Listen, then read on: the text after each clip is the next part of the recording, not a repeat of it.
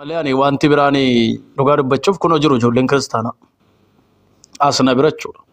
Amma kanas maalti qaba duraajiin tajanii dubbatanu waan fe'a hojjetu warri kaan callisaanurraa. Hundi keessanii qab jedha. Obbolotti kiyyaa amuddoo sana kan geesse ifaadha. Nama hundumaaf ifaa. Waggaa dheeraa waa'ee wangeelaa obboleessa keenyatti himuun hin barbaachisu. Waa'ee jireenya obboleessa keenyatti himuun hin barbaachisu. Maaliif namni waaqayyo hojjetaa wangeelaa hojjetaa jedhamee waggaa dheeraa akka tajaajilirree nuti irree sarratti barree isaan garuu qaamaan waggaa dheeraa ni beeku jechuudha. Kanaaf wangeelli irratti himuun hin barbaachisu. Dhugaan irree kana jechuun hin barbaachisu. Garuu ammas waa tokko nama naanii ammooti waan barbaade jechuu dandeessaa ni deebita. Waaqayyoon ni jalqaba si waame har'a si barbaada borus harkiraara waaqayyo bal'aadha. Iddoo kana keessa geessimu ni beektaa warra afaan isaanii keessaa afaan bineensichaa warra bo'u kiristaana fakkaatanii hojii ammeenyaa hojii biyya lafaa arrabsoo kan hojjetan duura addaan hin cinne irratti raawwachuurraan kan ka'e kana filattee iddoo sana dhaqxe ni beekama jechuudha.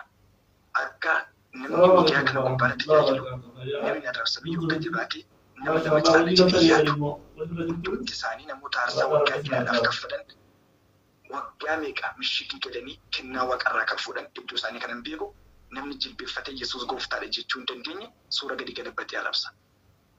Warra akkasiidhaaf yaada deebisuun warra akkasii jalaa qabuun irrarri hin jiraatu ture. Garuu takka abdii kan nama kutachiisu obboleessa kiyya irratti argina jechuudha.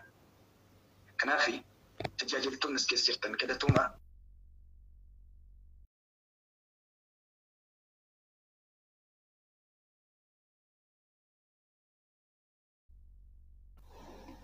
Maqaa keenyaan hojii keenyaan guyyaa tokko ni hammana isa kana beekaa arrastee boru nuti amantoonni boru sarraa ifa gaannu giraan keenya si wajjin jira waaqayyo si kadhachuu si wajjin jira ni deebitaa isa kana abdii guddaa nan qaba.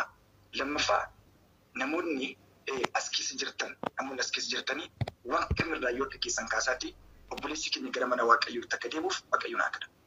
Inni guddaan isa kanaa jechuudha. Hundumti keessan waaqayyoon haa kadhannu. Isa kana dhaabsasee ni qaba. Ammaatii garaa kee keessa waan barbaade jechuu dandeessu obboleessi kiyya muuni garuu fagoo hin jirtu. Isa kana nan beeka yeroo gabaabaa gidduuttis immoo ni agarraa jechuudha. Ni deebita. Sadaffaa namni ijoollee afur qulqulluu of keessaa hin qabne namni Kiristoos of keessaa hin qabne kan seexanaati kan biyya lafaati. Yesuus gaafa dubbatu dhaloota kana maalitti fakkeessannaan dhaloota lafa gabaatti fakkeessaa dhaloota waan arge fakkaatu kana dhaloota waan dambaafanne kana dhaloota wacaa jaallattu kana dhaloota arrabsitu mallattoo dhaloota barummaa majjinnaanii wanti isaanis ta'uu barbaadu arrabsituu ta'u walitti namtuu ta'uudha. Rakkoon keessa dhaabbannee jira. Keessa dhaabbannee jiraachuun keenya gammachuu guutuudhaan milikkita guutamuu keenya akka ga'e gammannee jiraachuun irra jiraata. Kanaaf warra akkasii kun abiddatti deemtu fudhatti deemtu.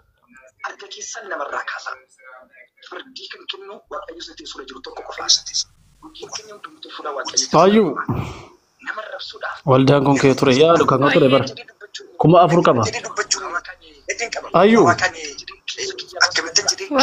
Kabaja namaaf qabaachuu qabda kabaja isaanii fedheen malee waan biraan miti. Warra kanaa kana. Harka keessa nirraa. Ayyu. Suuraa harka keessa kaasaa. Garaa keessatti waraabdanni gadhiisaa jirtu. Ayyu si bira jiraayi. Waan jedhu waan naasu waan dubbatu.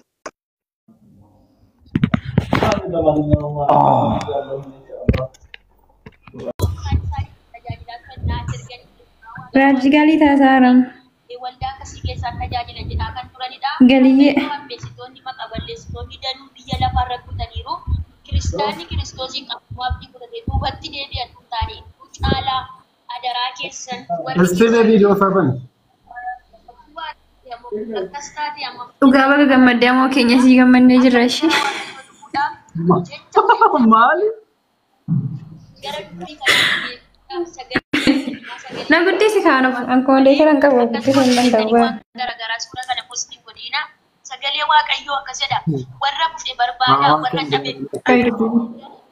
Gooftaan Yesuus gaafa hoolota 99 badee barbaacha duuba deebi'e jechuudha. Dhugaan isiniin jedha warri kanaan dura sitti madooftanii manicha baay'ee sababii obboloonni abbaattanii baga baattanii inni immoo nu salphisee hin hamne inuma deebi'a waaqayyo guyyaa qaba baga gammaddanis nan jedha obboleessa keenya ammoo baay'ee gammachuun gosa guddaadha gooftaan gosaa eebbisu.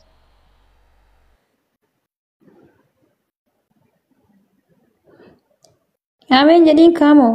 Tola waaqayyoon hunduma keessa nu haa eebbisu eebbifamaa dhugaa baay'ee namatti tola. Wangeela tokko dhaga'uu caalaa nuti sagalee waaqayyoo gurguddaa dhaga'aa turre. Galatoomi dhugaa. Atillee duukaa gatii guddaa kaffalaa turte dura. Anillee si duukaa gatii guddaa kaffalaa ture. Galatoomi ishii guddaa galatoomi. Harka wal qabannee majirraa akka duraa sanatti.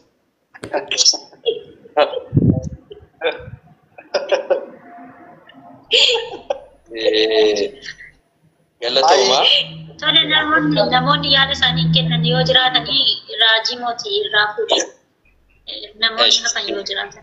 Galatooma isin haa eebbisu. Namoonni jala jirtan hundumti keessa wanti isin hubachaa jirtanii qabdanii wanta gara biraa utuu hin taane yeroo ammaa kana wanti nuti gochaa jirru buleessa keenya amootiin koottu gara mana waaqayyootti deebi'ii jechaatii jirra. Eeyyoota keetti nama gorfatan majaalli isaanii nama ajaa'ibu. Mana waaqayyootti deebi'ii iddoo duraa keetti deebi'ii kiristoositti deebi'ii jechaa jirra. Handeebi'ees deebi'uu baaddees mirga kiyya garuu sirriitti tolu dhugaa rabbii akkasi bakka malee ari'achuun jibbuun kun araama nama tokko yoo namantii jiratu ari'achuun jibbuun kun araamaadha waan godhamuu hin qabnedha. Kun amma jaalala bolummaa naa qaban akka agarsiisaa dhugaa. Baay'ee gaariidha. Adiif kiristaanni tokko gaafa mana waaqayyoo keessaa ba'u gaafa nu biraatii kufuu gaafa nu biraatii dadhabuu Ilaala mi amma daawwataa. kiristaanota warra biraa Maashaallah deebisnee dhaabuudhaaf dhimmuudha. Waaqayyollee yeroo hundumaa dhaloonni akka isaan deebi'an akka isaan dhaabatan Hamoo ammi kun si jaallata himoon illee. kanadha. Kanaan ala ajandaa biraa hin qabnu jechuudha. Tarii namoonni tokko tokko raafama keessa jirtu akkasidhaa maaloodhaa hin jettan homaa rakkoo hin qabu giddallamu. Isa kaanuu hin dandeenye waan ta'eef hin dandeenya isiniin jechuun barbaada. Isin haa eebbisu yaadan qaban obboleessa keenyaaf kan jettan yoo jiraattanii kontinuutti fufaa obboleessi keenya hin deebi'a. Geeta nyaaneenyi namoonni baay'een hin deebi'a jedhanii bakkaachuun itti dhama'aa jiru hin deebi'a bakka. Yoo nuti itti dhamaanee deebisuuf dhamaanee obboleessi keenya deebi'uu dida ta'e immoo nuuf qajeelummaatti lakkaawwameera bakka. Abrahaam amantiidhaan mucaasaa aarsaa dhiyeessedha malee aarsaa dhiyeessuu fedhee dhiise hin jedhu. Dhiyeesseera bakka.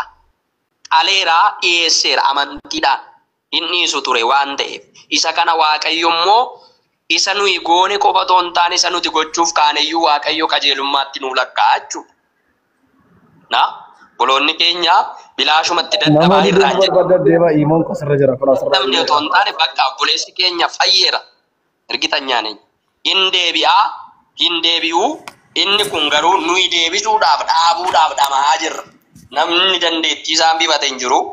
Namni imimmaan isaa inni kaan akka obboleessi keenya deebi'uudhaaf namoonni baay'een kunoo nama waaqayyooti gaafa dhamu dhugaa dubbata bakka. Argitanii ani baay'ee tokko dinqisiifadhe ergii gaafa amoon as keessaa ba'ee namoota waa'ee obboleessa keenya amoof guyyaa guyyaatti imimmaan gumaachantu jiru jechuudha. Obboleessa keenya amoo jaallachuu caala jarreen sun kiristoosiin jaallatu. Kana beekaa. Namni waaqayyo yeroo sila dubbatan yaadaan ture kiristoosiin jaallatu bakka. Kiristoosiif imimmaan sana gumaachaniiru. Akka obboleessi keenya mootummaa waaqayyootti darbuudhaaf dukkana keessa yookiis immoo deebi'ee dhaabbatuuf imimmaan gumaachaa jiru jechuudha. Jaalala Kiristoos irraa kan ka'e.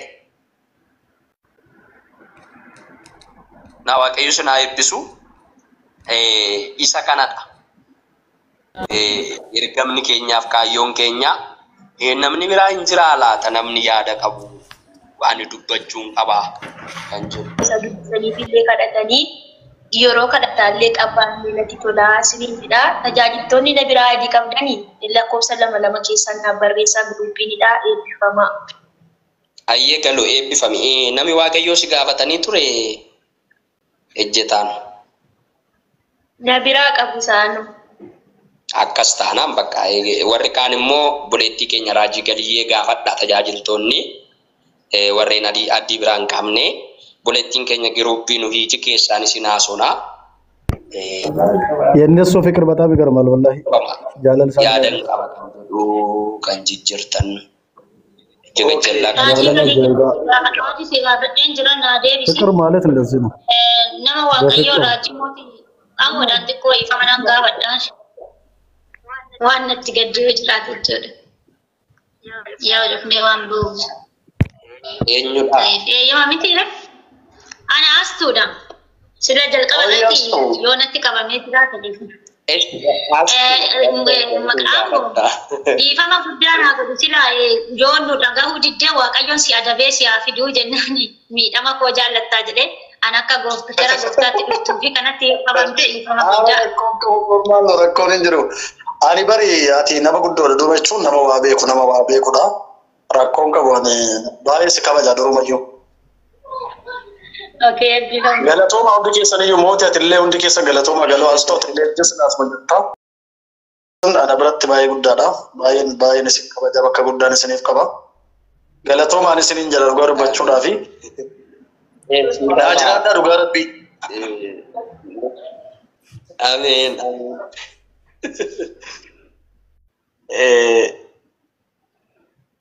Galatooma gooftaan isin haa eebbisu. Amma obboleessa keenya ammoo adabii fidi jennee inni kun aangoo Waaqayyooti. Sossobee fidaa adabee fidaa. Ameen ameen ishi nama Waaqayyoo kanadha eebbifamaa isin haa eebbisu. Kana namatti hin qabamu amoon kolfee darba malee waan akkasii hin qabamu hin beeka qoosaa. Nama Waaqayyoo hojjeta wangeela jireenyaati. Itti fufaa.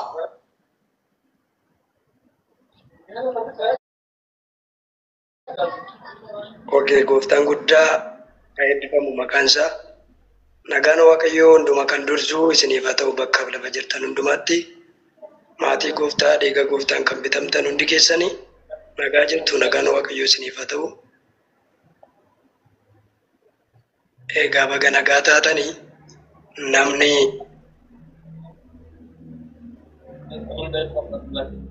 namni lafa kana jirtan hundi keessan iyyuu baga nagaan dhuftan isiniin jechuun jaalladha. Namni ni kufa siin kaasee akkuma raajiin dajaneefaa dubbachaa turanii ni dogoggoras nama waan ta'eef jechuudha. Namni biyya lafaa kana irratti hin dogoggorre hin jiru. Addaam yoo dogoggoruudhaan jannata keessaa ba'aniiru. Addaam lammaffaa ta'e inni dhufe immoo warra gad ari'ame kana ulgalchuudhaaf gara biyya lafaa dhufeera. Dhangala'uu dhiiga isaatiin immoo nama hundumaa qulleessee gara jireenya bara baraatti waameera. Isa kana sagalee Waaqayyoo bareechitanii ni hubattu. Namni Waaqayyoo yaada gabaabaa kanan kennuu barbaadu yoo jiraate. Jaalalarraa baradhaa walumaa galatti warri nama jibbitan fiqiriin akkamii eessa akka jiru akkamitti akka nama jaallatan. Fiqiriirraa walumaa galatti. Jechuudha. Namni waan barbaadetti amanee jiraachuu danda'a. Mirga isaati mirga namaa eegale amantii kootti hin buune maal kootu haadha kootu kan hin abbaa kootu kan hin beekani. Dhumas hin jedhaan. Kun maal agarsiisa jaalala naaf qaban.